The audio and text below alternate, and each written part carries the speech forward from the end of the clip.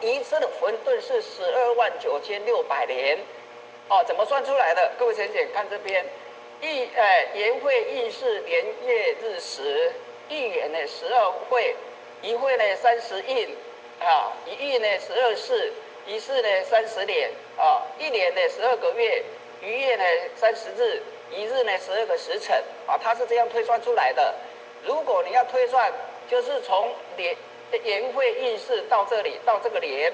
就是12乘以30乘以12乘以30，你算算看，刚好是129600年。所以我们从子会、开天、丑会、辟地、寅会、人降至，绕这样1000，刚好是129600年。它的算法就是这样的的。你看，这是这一次混沌的算法。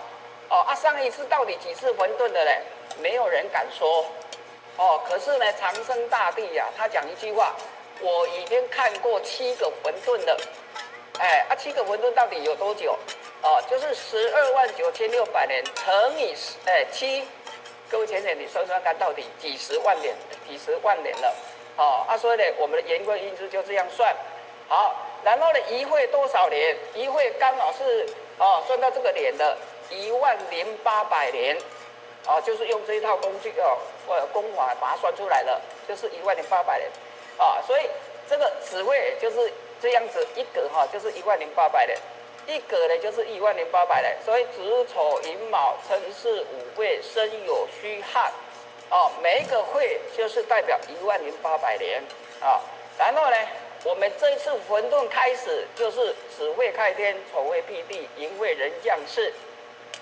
所以呢，到现在从这里呢，这里刮胡这里就是叫做七佛治世。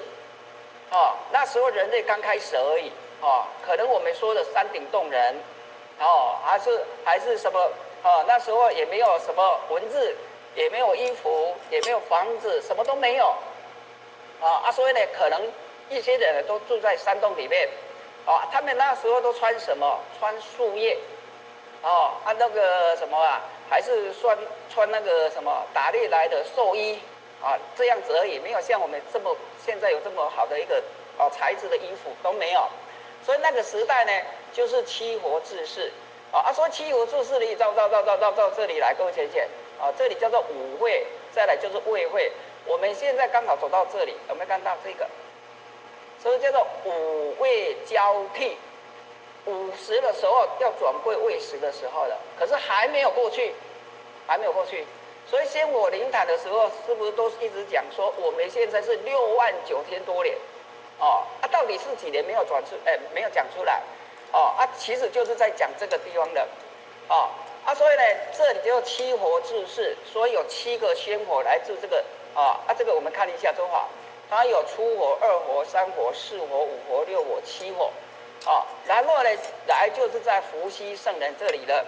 伏羲圣人呢，他代表火，因为这7火代表八卦，八卦有8个方位可是它只有7火而已所以呢，伏羲圣人他就安住在巽卦，西南德朋那个角落，所以巽卦为风，风为福禄，福禄叫做伏羲圣人，他是有道理的是这样子来的。所以伏羲圣人呢，那时候就应运了500年，慢慢的进入了青阳期，所以那时候我们的青阳期就是什么？燃灯古火掌天盘，伏羲圣人掌道盘，这是第一期，叫青阳期。为什么有青阳期、红阳期、白阳期？这个等一下会做一个最圆满的交代。这个已经都是用易经来做解析的。你没有用易经来解析，你没办法了解它的意思的。好，然后红阳期那时候就是释迦牟尼佛掌天盘，释正古火掌道盘，所以它的时运刚好是3000年。青阳期的时运呢是1500年，然后我们现在就走到这里了，叫做白阳期。白阳期也就是弥勒祖师掌天盘，济公活佛掌道盘，就是我们现在这个时候。各位浅浅，你看午会交替午就是什么？1、2、3、4、5、6、7，7就是午会啦，就是我们人世间的7月份，各位想想，我们人世间